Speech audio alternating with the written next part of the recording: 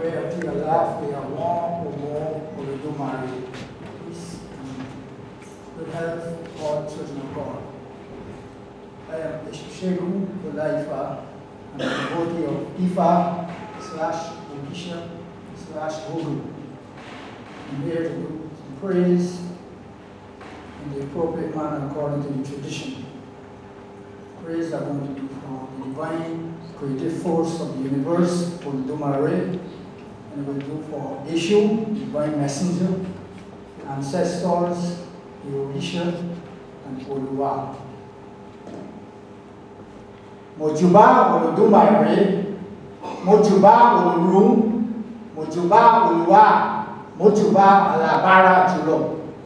Eshu Peleo, Okorama, Ayanga Kata Wo Leocha, Oyen Sese Shiki Ria La Baja, Olofena Peka Lua Moni Shegun Mapo, Ibashe Ori Egun Ila Room, Ibashe Ori Egun Iwo Room, Ibashe Ori Egun Ariwa Room, Ibashe Ori Egun Gusu Room, Ibashe Bobo Ogun Room. Ekuo, Ekuo, Yereba Wache Acharamio, Ikuo, Imole, Isole, Imole, Baba, Ikuo,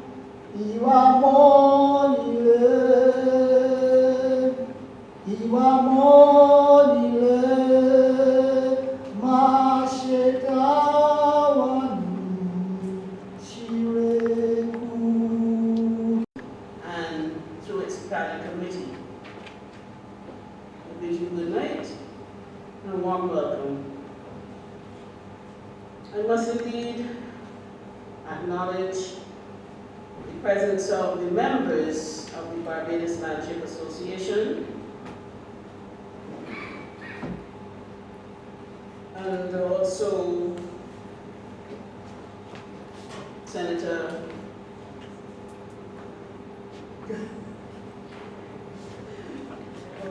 Senator Irene Sandiford. We are very happy to have her with us. Also, the Yoruba people, especially invited guests, students, ladies and gentlemen, children, all welcome.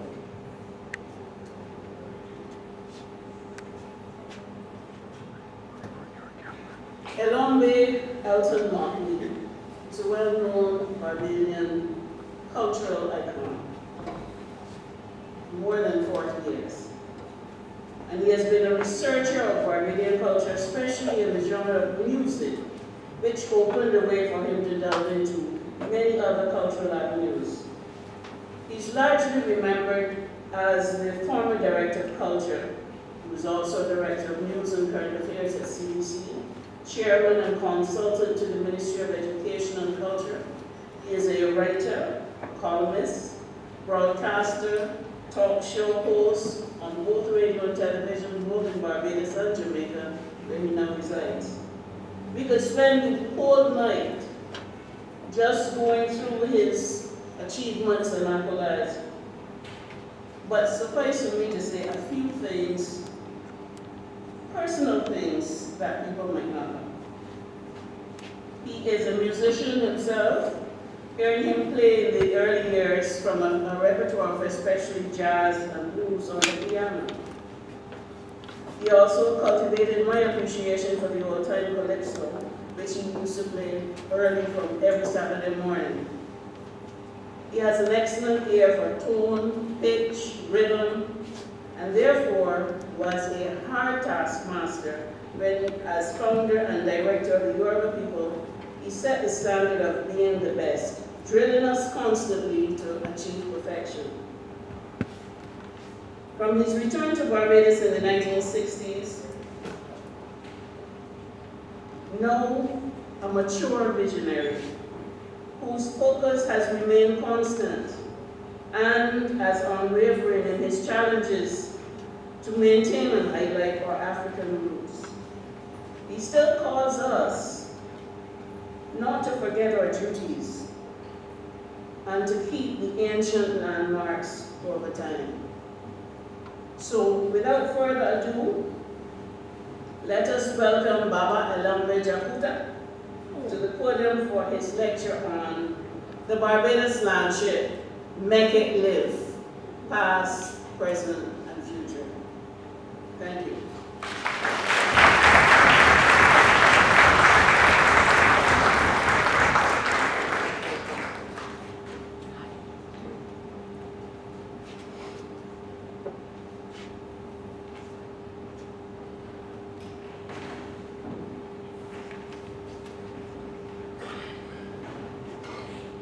Can't remember the year, but I know it was no year that the first landship that I knew about was one we had there on class, still Jeffrey Lewis and Catherine. They used to, on Sunday evenings, you know, move from place to place. The gentlemen used to go from St. Catherine, we used to come in on the hill, then we go here on Venice Elombe River, and it was a great even to the people, especially on Sunday. The Holy Holiday Church now this morning, the words are done. You have lots of children both the road. Some will go to some school, some won't. Them that won't go to some school will get over the road and people passing cars and so on. run across the road. Again, late one, because I said, well, that deal with the disgrace. With some person having a jury and through foolishness to get into trouble, you see that later. So I decided then, and I said, you know what, one time we had a lecture, and the news of enough young children. So we decided, no, we really down the road with his friend, how the children do. So we decided, then organize together, we pick captain, we pick animal, we pick everybody, even before, and everybody agreed then that we would do it. So we went for the killing drum, and we started it out with the E-radios, and then we went and brought this one home, this man, and we started up like that. Yeah, she's still alive. I think she's in the hospital. We started up one day and up to nowhere, you want to see it's no fear. Yeah, see how we used to call it the Fergusson-Jacobs, but it had a name called Russell Griffin was not John Reed was the commander. Can't remember the year, but it got it. I married somebody in the far, the one in that year before I met.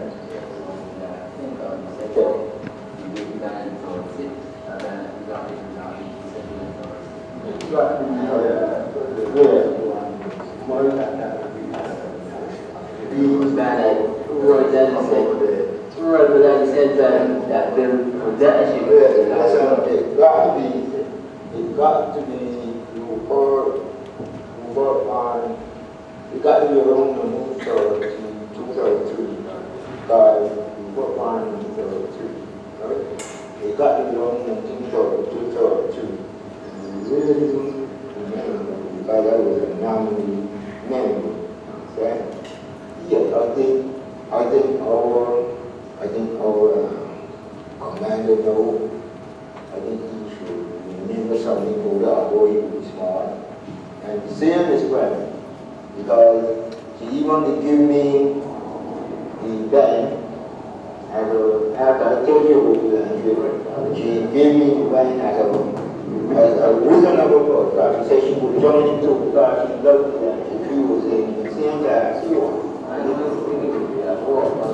Yes, I don't know F-26.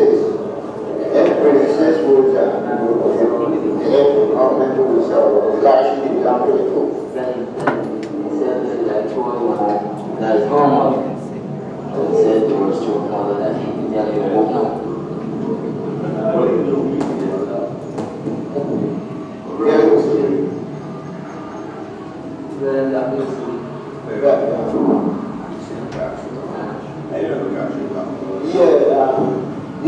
After down there, you know, just they love young George house there, they had a old water house in there.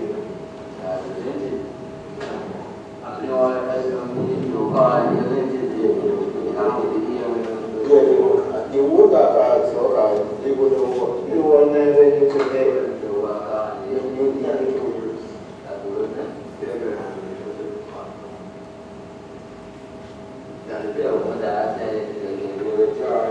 Yes, but that the one that was above the home jars of in the video, a world war, holding down to managing to make the school clothes and big man. Oh, man. Yeah, but yes, it was a card, so what he was. He was just good in. Well, it's done at the present time. Only the day was the name road that is was my suggestion at that time. But a landship is alright or very good in station because it keep each other together. With me and Murray would go. And I would say any member of our landship. Anyway, I could say, even from his address, I could say that that's the landship. Every landship is so and so for it to be found. You would say that. It's a very good argument here for me because for instance, the landship member will come up here, he may be from St. Andrew, he may be from St. Paul. From the time I see him and I know that he's a member of the landship, I can tell to him. Good evening. My name is Elombe. That was a trip to St. Philip following Granville Williams in 1967-68. The national anthem you heard was the first recorded at that same afternoon, Sunday afternoon, because I was trying to find out who Granville Williams was since I had just come back from university. And when I was there, well, the reason I wanted Granville Williams was because I was interested in the music. Every anthropologist that I read recorded every single island in the Caribbean, including Tortola, including Carriacou, and they dismiss Barbados as having any folk music of any worth.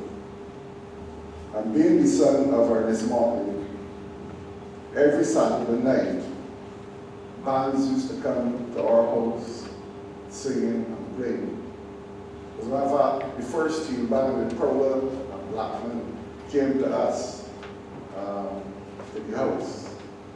And if I know more about that, read the books.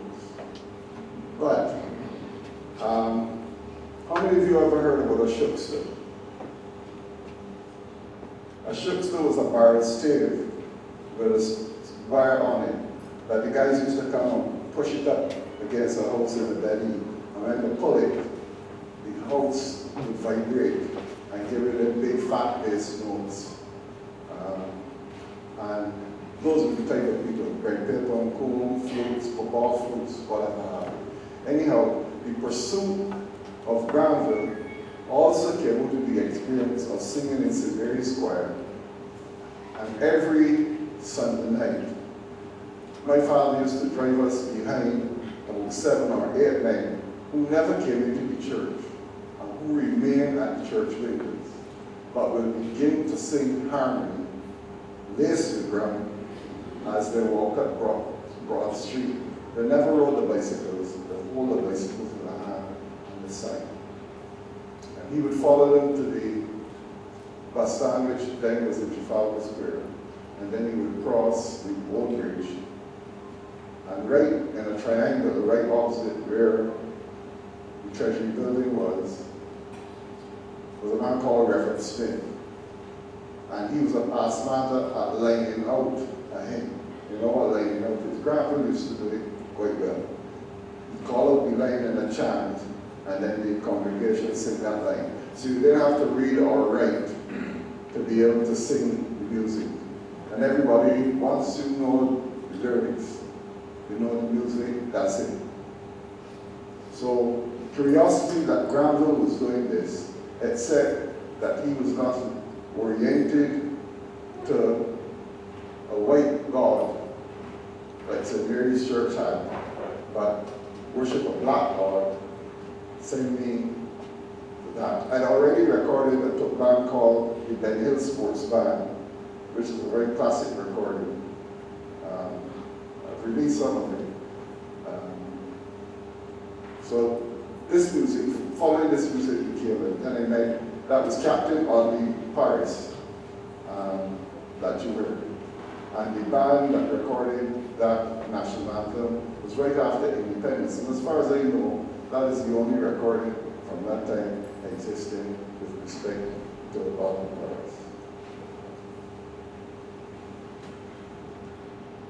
That led me eventually to the Lord Admiral, now he is, but Captain Watson. And we spent a long time with him, trying to learn a little bit more about the landship. Now, I also grew up in the Tudor Bridge area, and the master of the landship was another admiral called Leon Marshall, who was known generally by one and all as Admiral. We knew him as children because his wife used to say Polly. You know, that those who young enough would remember that exercise. An admiral was a combination among many things, including some strange practices that people talked about in hushed tones. But he was also a man who led wakes and organized wakes for people, which is a very strong tradition existing at that time. So that was my first bout with the landship, and then started the investigation of the landship. Now, in this lecture, I'm going to go in all sorts of different directions. But before I do, I just want to make one essential point. And Eddie Graffett had made that point and influenced me quite a lot. Also Rex Nettleford, who is my son's godfather. And that is the little people, meaning the masses of black people coming out of slavery, were never recognized, were never given credit for the creativity and so on. I myself was influenced by all sorts of people who worked for my father, carpenters, masons. If you follow my writings, you will see that I talk over them a lot. Professor Laha, the magician, called that gaunt-looking man on the street, and he used to do all sorts of magic for birthday parties in our neighborhood. And Tonky, and Sana, and we were yardstick fighter, who grew up with my old man. And so that's how come I wrote the book on stick picking called Cover Down Your Bucket. And the reason for Cover Down Your Bucket, or you can dip my tongue in it, was defend yourself or give yourself up. So these people influenced my young life. And the landship, which I had a peripheral knowledge of, came from that. So you will see in a little while images of all sorts of things. In the late 90s, I wrote 2 articles which you will see in Identities. And I'll use them to brace a lot of the other comments that I'm going to make. We have a way of celebrating the Eurocentric occupation of Barbados. In 1947, when I first went to the Barbados Museum, what struck me was that everything in the Barbados Museum had on it who owned it. This plantation owned that timber, that chair, that whatever have you, but they never said who made it. Right? And I never knew that. They never tell you who built houses in Queen's Park or who built houses and so on.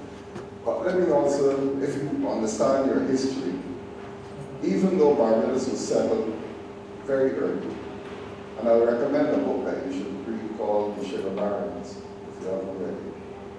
It will tell you all about why there are certain areas called by certain names, Stratshall and so on, and everything.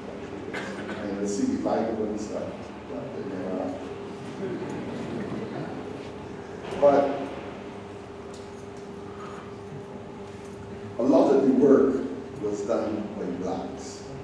And no, it got so bad for whites in Barbados, who came down as bond servants, that at the time where they had to create special schools to train them in the arts, nearly all of the labor, whether it was cooperage, whether it was carpentry, whether it was masonry, whether it was wheelwrights, whether it was blacksmiths and so on, was done by blacks.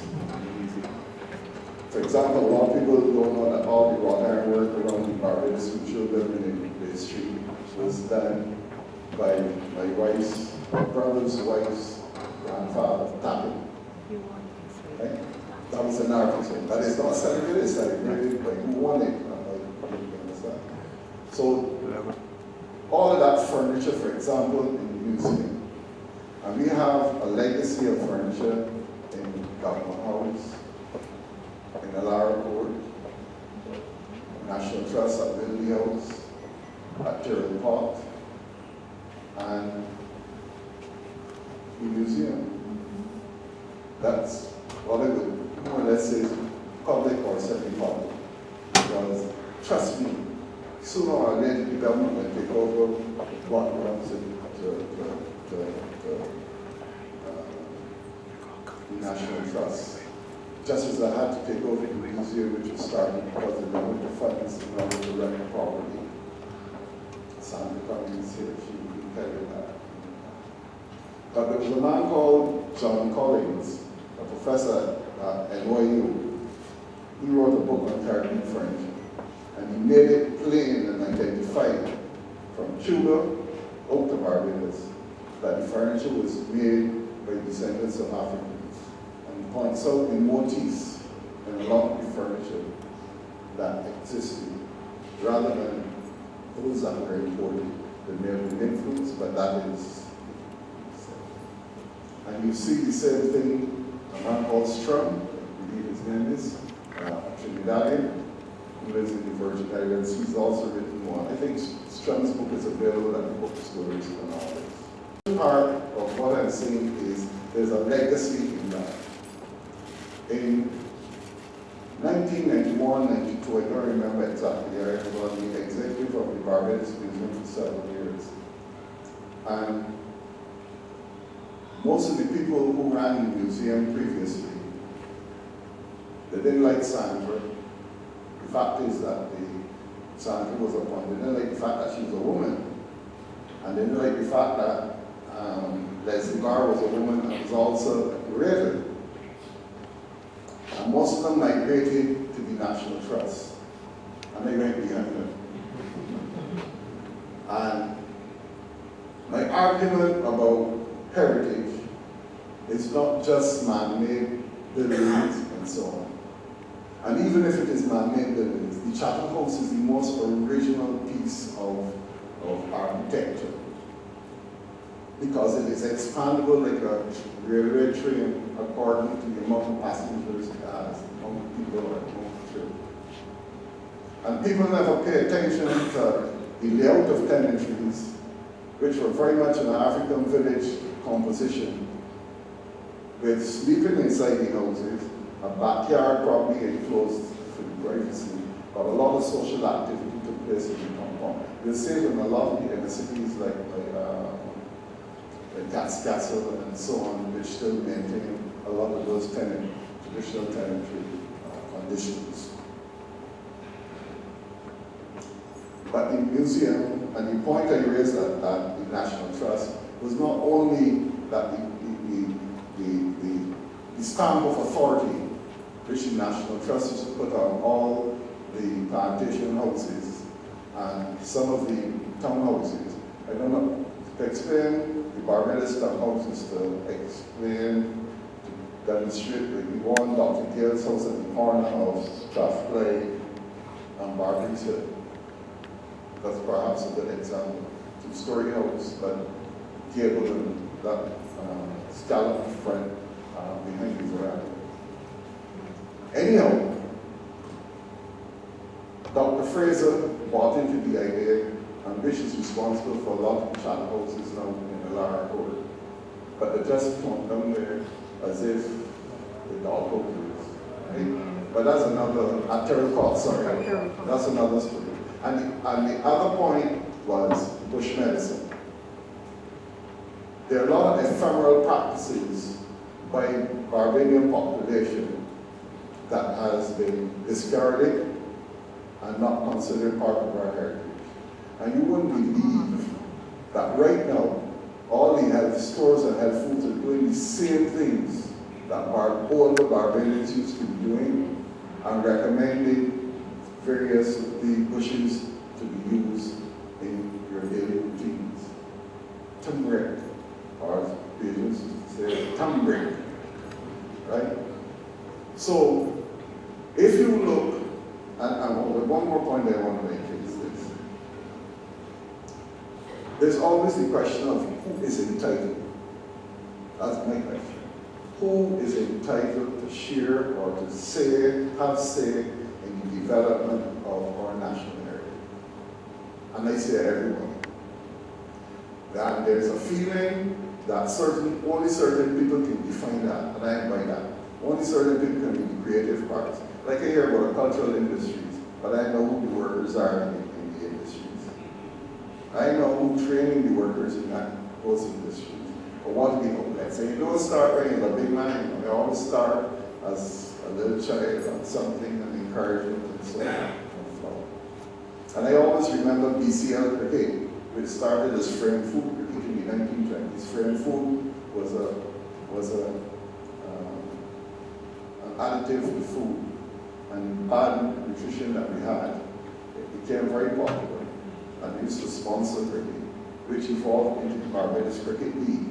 And Barbados Cricket League used to play by any piece of raw ground all over the country, including the apartheid batsman. He coming up the hill now, get ready, he's coming. All right, watch it, he's coming, right? That's the type of grounds that we put on. And the BCA. And if you notice, the peak of Barbados representation is when they had 10 men in the West Indies team by 1966, 55, 66. And after independence, we went further down the middle. Okay, so who is entitled? I'm saying everybody. So this would include the landship. Landship. We're going to go through some details about it. So I'm going to ask Akim Tunde in my first one to review an article that I wrote for Identities, which appeared in 1997 or thereabouts. Akim Tunde.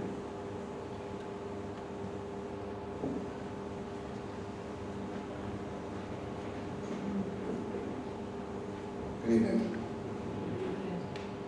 Ahoy, the Landship on the reef. It was 1865, and William Barclay was 11 years old when his mother told him they were going home. He had heard the stories from the time he was a little boy, and he was looking forward to it. As a matter of fact, little Willie was glad when his mother and grandmother joined a new group in Seaman's Village in Brennan's Hill that used to dance the bum drum and dress up pretty. He was looking forward to joining the Cornwall. Willie never went on a boat yet. The closest he came to one was a maypole he used to paddle on. He used to hear all the old men talk about the schooners and all the different places they went, but he was still frightened to get in the Moses that was going to take him over the Greenwich to the big boat in Carmel Bay. All his dreams about dressing up for the parade were gone. It was replaced by a tingling expectation like if phrase was nibbling at the toes. There were 365 people that day in 1865 that left Barbados for Liberia on the Great Parade. And the parade that William wanted to be in still went ahead. And so the Barbados Landship movement was born in the heart of Britain's Hill, in a place known as Seaman's Village, with the participants mostly English sailors. Barbados was a forlorn place for African people. Slavery was supposed to be done, but the conditions and reality didn't change much, and did not change for 100 years after emancipation. Villages were cramped. Houses were roofed with cane trash. Hard ground dirt was flooring. Mattresses, if they existed, were made with cuscus or sour grass. Houses were for sleeping. They found out around compounds like African villages, which they were. Cooking was outdoors at the back, social gatherings at the front, in the road, on the common ground. Work began when light cracked the night and ended when the task was done. Sometimes the sun loitered to meet the moon, forcing duckies into trees where storytellers bent wires to hook them out for nosy children. Life was not nice. It was unrelentingly hard and unvaried, static and routine. Only a few children escaped the confines of this plantation routine, finding innocent relief in the schools of the church and its beliefs. Into his life came the landship with its uniforms, its regalia, its ranks and its dance. An organization with its meetings, with the meeting turns of savings, its common purpose of mutual assistance, of discipline, of respect and authority. The Barbados Landship developed into a crucible of cultural expression, a repository of traditional dances combined to depict the fortunes and misfortunes of mythical British naval vessels at sea. Most people were therefore only exposed to the public aspects of the landship, the maneuvers consisting of the dance routines, ritualizing everything from engine room to rough seas and man overboard. But the landship offered much more to a community bound by the vestiges of slavery. In the world of the village, a landship captain or commander was tantamount to being a village chief. This community leadership role was recognized by the courts, which often assigned wayward boys to their care rather than impose a custodial sentence. Membership in the landship required discipline while offering prestige.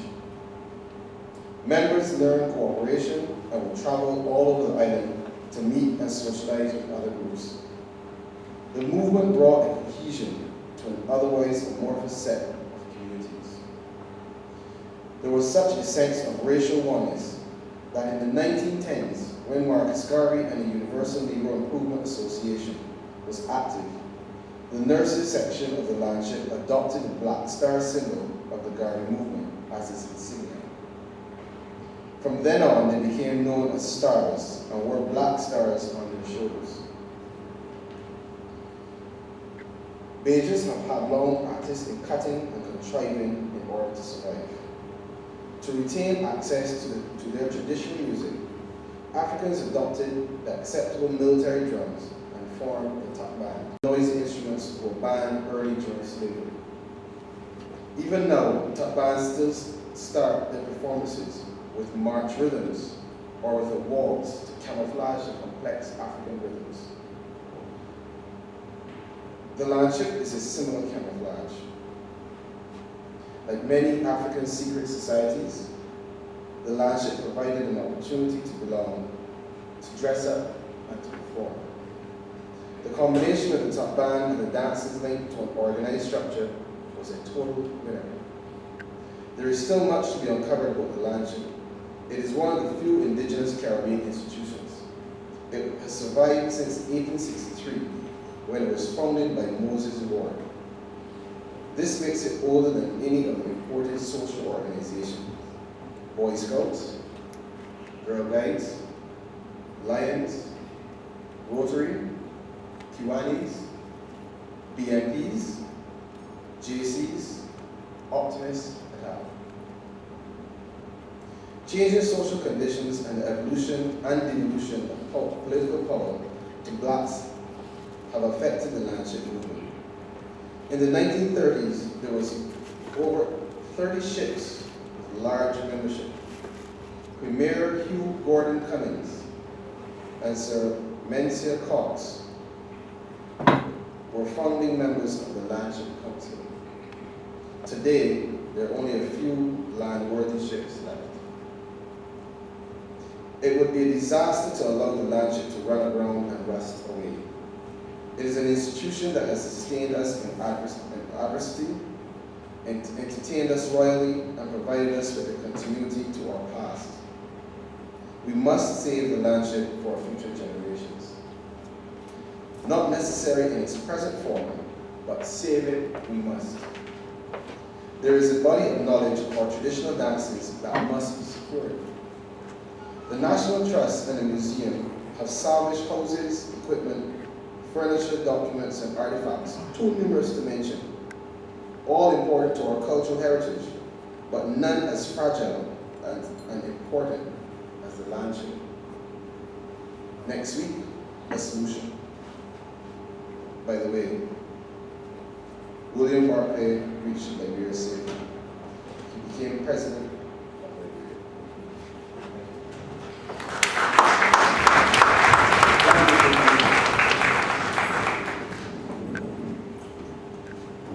We're going to have a look at some of the images that I've collected over time. I would like to share with you now. Landship. So I will carry you. Those of you who want to correct any foolishness I said, feel free. Okay.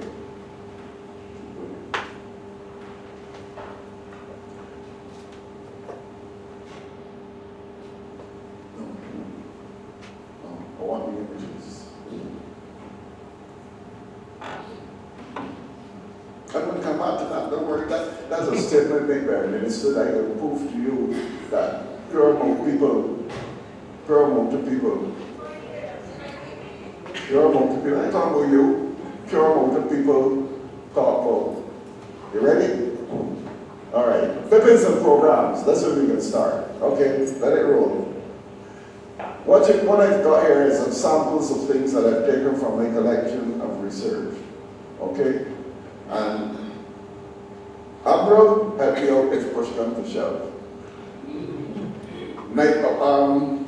Harold Barr, who in spite of all the politics you know, I was very close to him because my old man was his mentor. And we spent a lot of time at his house and so on. And he named one of the ships, the Coast Guard ships, after Leon Marshall, Admiral Marshall. But here's the problem. Commander Marshall. And here's the problem. Marshall died. The ship was out. And they never renamed one after him to make sure that it's perpetuated. Next slide, next. Landship, right. Editorial from the Barbados Landship, praising the Landship. Okay, you would think now that is important. No, next one.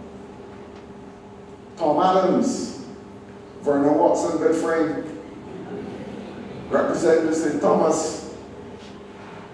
Praise Opposition Leader Lords, BLS Director, they had two of them, Director 1 and Director 2, right? Launch at Thomas Gap with Granville and so on. Next. Landship Director display Navy on Center. This is some of the publicity that I think Vernon was highly responsible for during that period because it was a rearguard action. Next. None less, I think anybody recognize yourself in it?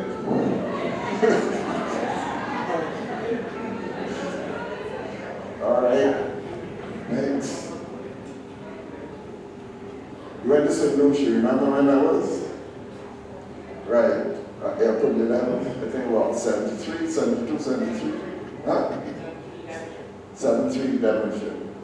Next. All right. I can read that. This is a conference that was held at the Polytechnic, Samuel Jackman Prescott Polytechnic, which I attended. Now look for who the people are that's speaking and so on. By the way, when they talk about Dr. Cummings, that's Sandra, our grandfather, Sandra Cummings' grandfather, Michael Cummings, her brother who was an artist, and Casey Cummings, and the National Cultural Foundation grandfather. So here, like God, who was one of the most genuine supporters of the Landship movement throughout his life. Period.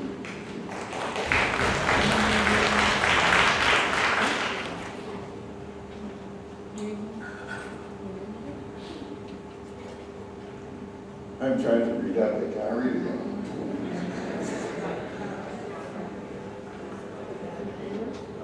Dr. Callow. Yeah, you can read them up. Dr. Callow, Minister of Government. I think he was Home Affairs Minister at the time. What? Peter Morgan, Minister of Tourism. Dennis Hunt, Junior Minister in the Minister of Education, in other words, Parliamentary Secretary. Like you, darling? Yeah.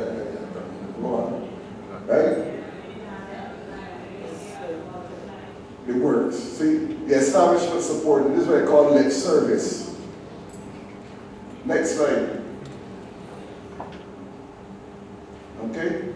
Can you read some of the others? Nigel Harper, my buddy Nigel Harper, who was then an important civil servant because he's one man who knew to manipulate the civil service to get things done. Teach me a lot about how to get money out to the government and so on. Major Blackman, I think, was then cabinet secretary, correct? Keith Yarwood was who, for the JCs, was body doing the training program at the time. I'll show you that because I have a couple of photographs. Okay, next group right now. Well, there he is. See, once you project him, the lots of other folk. That's Keith Yarwood, and that's the group of Landship people. And the next slide also is another version of it. Let's move, right, there is it. If you know him, you know that's his profile. Can we move to the next group? This is signs and the signs. Oh, dogs, right? I went around, okay, move to the first one, and I think that, okay. This is the director's dog, correct? Mayor Paul. This was in St. Thomas, Highland St. Thomas. Okay, next slide. Just another photograph from that point of view. Arms. Armament, serious things. Right, next slide. That was me.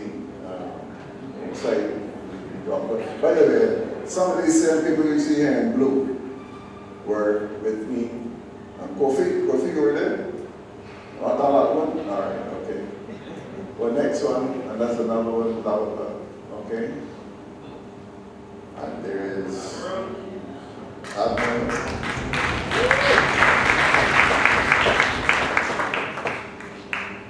Okay, and if you switch to the next one, there he is. This is when he's Admiral now, right? Okay. Next dog is on.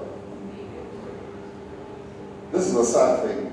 In 1967, I recorded a band in Lower St. James called the Ben Hill Sports Band. It was a fantastic set of music, which I played on the Arts Council program one night. And the operator ran from the studio and went downstairs and called the programmers and tell them that Mottley had been playing a lot of foolishness. Right? This is the dog. It's still there. It is still there. Next, then keep going around. You know where you're talking about? Anybody? Rose Hill. When you come up by the gas station and you're going up, you turn left as you're going to Allendale, and about before you get to the Seventh-day Adventist Church, I think, or whatever it is, you'll see it on your right. And so on.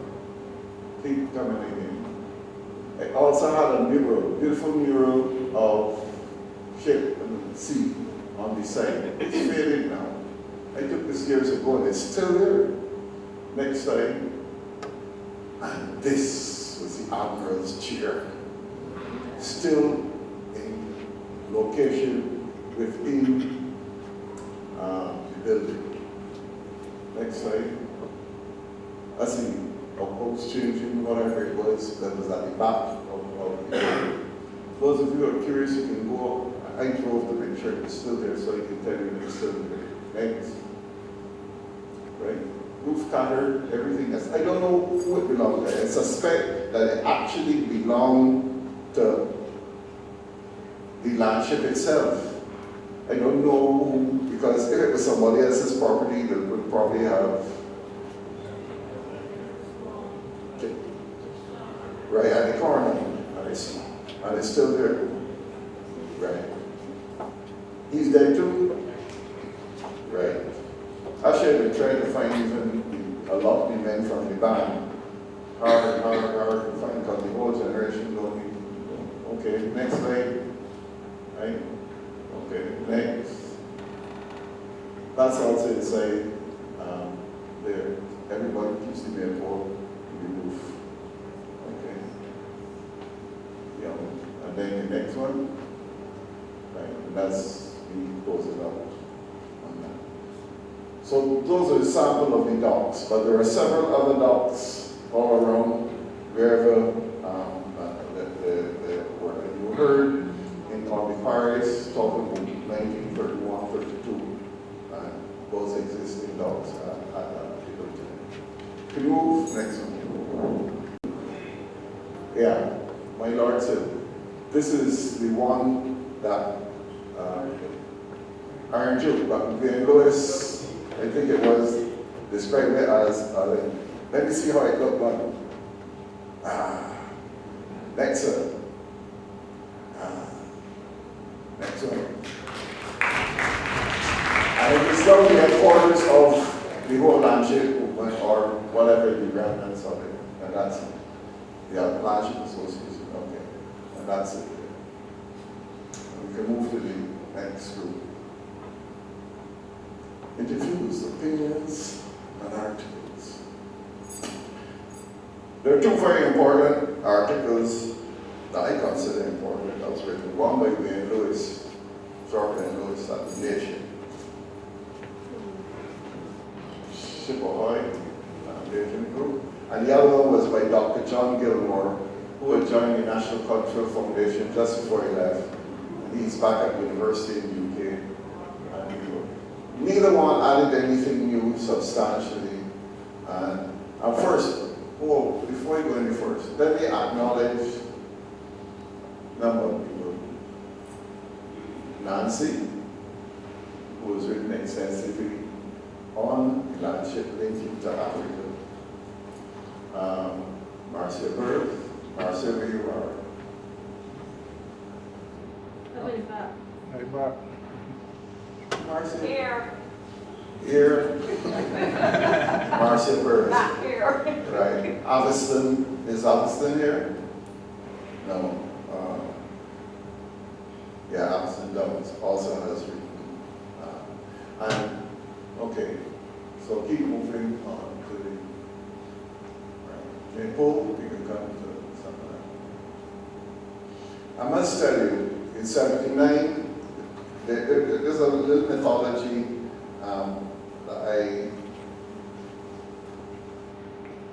saw in John Gilmore's article about Tukban. Sure, it was a camouflage by using the military drums in its performance. But you know, when we went to Havana in 1979, I was more shocked to find out whether English, whether French, whether Spanish, whether Dutch, every single person that went to Cuba, Panama, Costa Rica, whole words, all use kitties, bone drums, triangles, or flutes in that combination.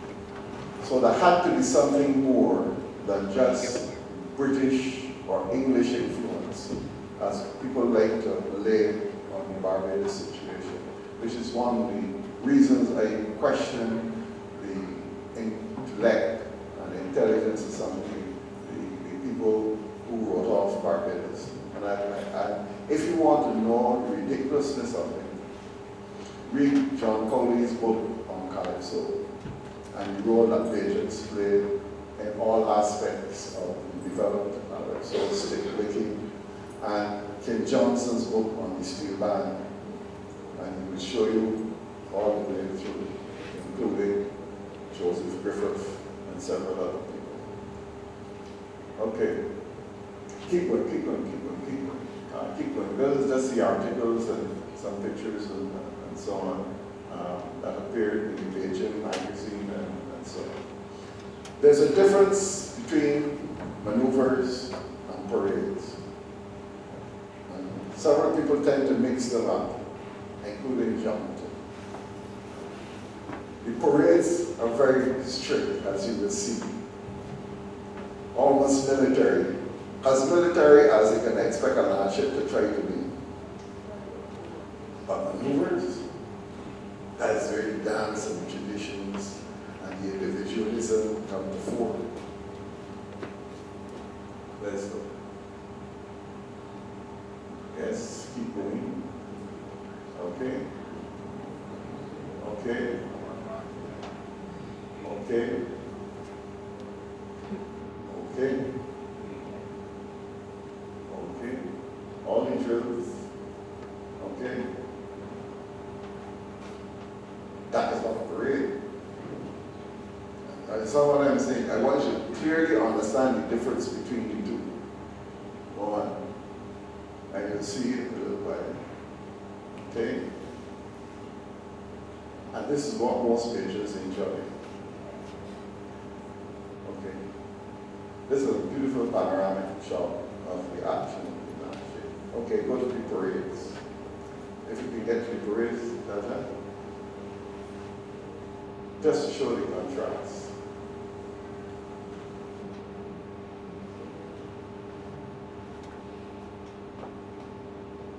See how stiff the bodies are? At ease. Okay. This is the closest part to the military that the two-faced landship has, the two personalities. Because the other personality of the maneuvers and the dance is what essentially makes the landship even more unique to the word. The Barbados is a big word. Keep going. Keep going. See, you stuck again. One man died in war, who would fire 1 or 2 rounds to the fellas after this parade. And that's the type of man was anyhow as a practicing lawyer. And that was Major Banfield, wasn't it? Right. And so on. Next, at ease again. I did a lecture for the Kiwanis early in the year at the Savannah Club. You know where the Savannah Club is? Anybody? Anybody know what the Savannah Club was? Anybody? Seriously, you know, when you're at the Garrison, you see a big clock? Yeah. Underneath that clock was the Savannah Club. Let me tell you, just to relieve what I'm saying, let me tell you something. In there were some pictures of numerous parades, not one in the landship. They had Girl Guides, they had Boy Scouts, they had Coast Guard, they had police, they had St. John's Ambulance Brigade, they had Red Cross, but they had no landship. But let me tell you the Savannah Club for a minute, because it has relevance. There was a man in St. Philip, a white planter, who owned Fort Spear Plantation. You go in there and you call it St. Philip. But he had a black woman. And he set her up as a shopkeeper in Woodburn. You know where Woodburn in the oil is? Up above St. Patrick's, just around the corner from where they see who now owns Fort Spear. Right. And he had a daughter from this black lady. And he drove all over Barbados in a buggy, looking for somebody to marry this daughter who he was in love with. And he found a man in Sweet Bottom, St. George, who was an overseer by the name of Smith. And he said, listen, I want you to marry my daughter and I will make you the richest man in St. Philip. And the fellow said, yes, I come from under the hills of Castle. Yes. And he married him and he gave him 5 or 6 plantations. And he and the woman had 2 children, a boy and a girl. The boy went to England where his proclivities were more accepted. And the daughter remained in Barbados and became well known by the nickname Brown Sugar. Her name, Florence Smith, became Florence Dish, and she married a New Zealand sailor who said he was a commander, claimed to be a commander, Florence Dish, right? And it is interesting, the evolution of that. Okay, next. Okay, all of these, right? Go on. Proceed.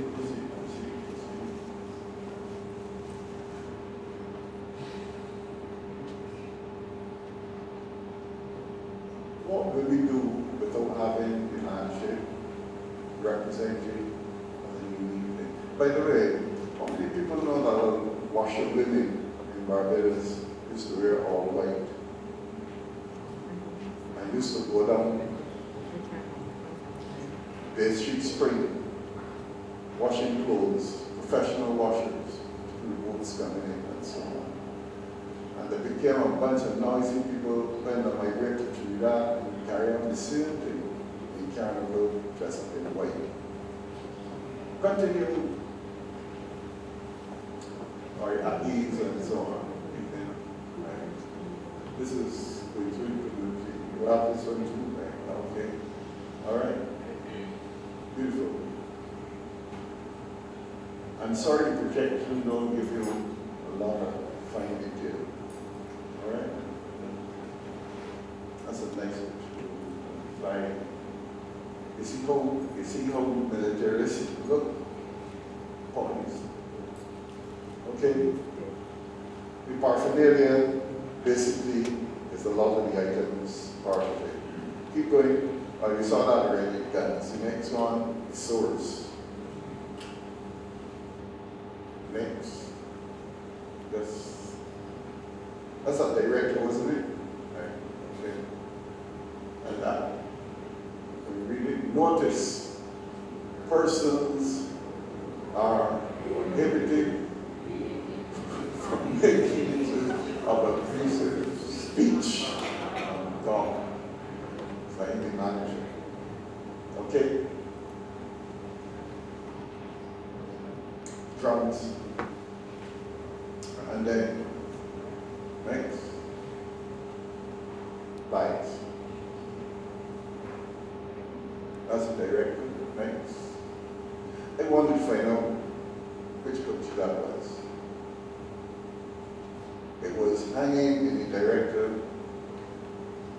That was 1973, 74, 75, don't know. Yeah, continue.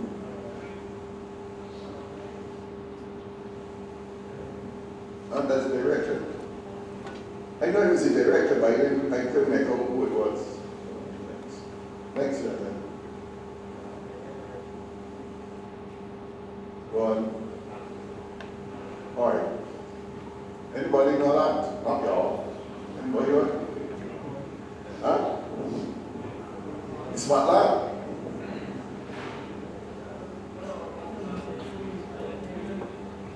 Okay. Use. Go to the next slide. Right. Right. And I took those as the director as part of the original designs for the landship elections. You still have this one? Right. What is it? Explain what it is. It's smart now. Right, it's a light. Corona next, that's the skylight. At the end of Corona here, the commander says, Lord, the skylight going. Skylight going, Lord, like. Okay, it's like a flambeau, a smart lamp there. There's a piece of cloth goes up between the funnel and it contains kerosene oil, you light it, and it burns out till you can parade on lights. Smart lamp.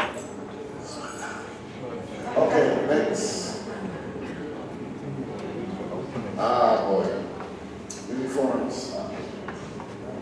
The fascinating thing about the landship is the individualism of the design and so on. It's supposed to set to a certain standard. But boy, imagination and creativity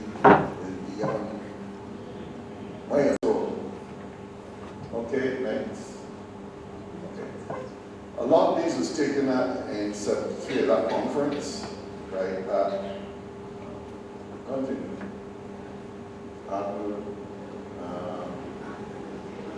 Their master. We'll see in the upper corner who they were. Go on. Band wireless operator. Go on.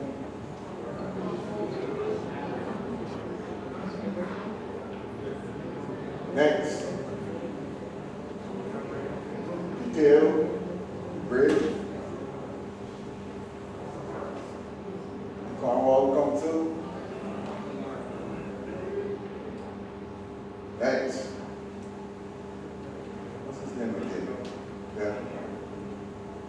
Commanding Vanguard. Iron Troop Police. Next.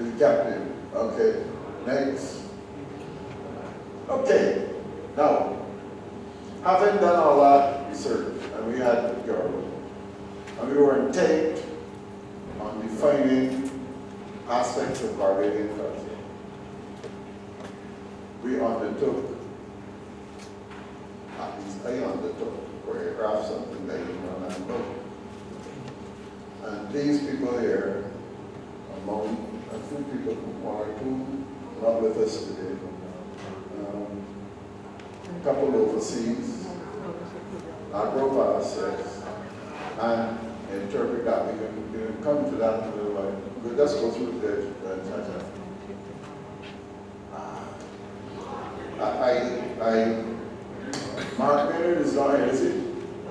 Mark Maynard did all the costumes for us, interpretation of traditional landship. And we did this with Hainesbury School. And you will see, I suppose to have something that can point. All right. Seaman! There he is.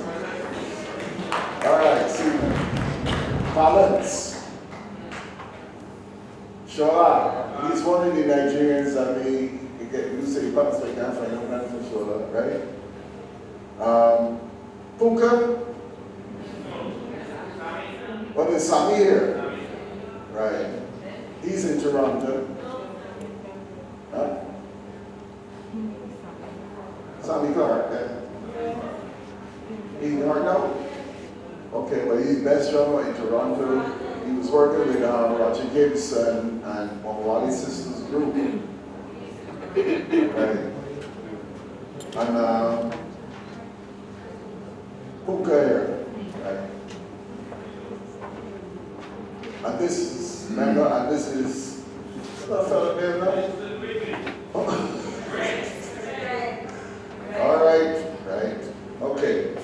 And this group, I'll tell you something, I'll repeat it a little bit if I can make it a point to understand the cultural policy. During that period, this school, the Sainsbury School, that we did this with, that was 1978 or 79, right? No, Shola wasn't here in 1980. Shola and them got gone by 1980.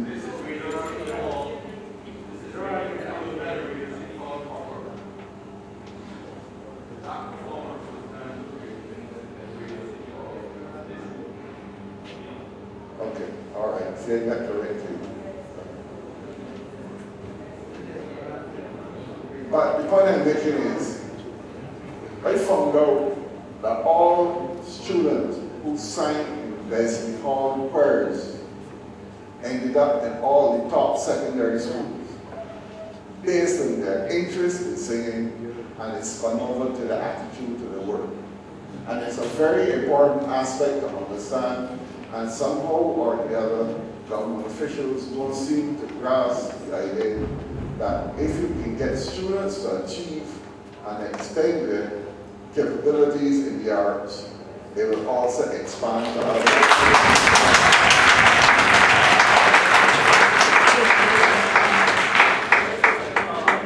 Cultural and historical exposure to school for kids in school. The chess program. Shut down. I want to come back to the same question I posed to you at the beginning, who is entitled. It's a problem I have with NIFCA. It was a problem I had with NIFCA from day one when the concept was developed at Your Way Yard. Who is entitled? And once you decide that everybody is entitled, policy should be such that all people had a chance to vote.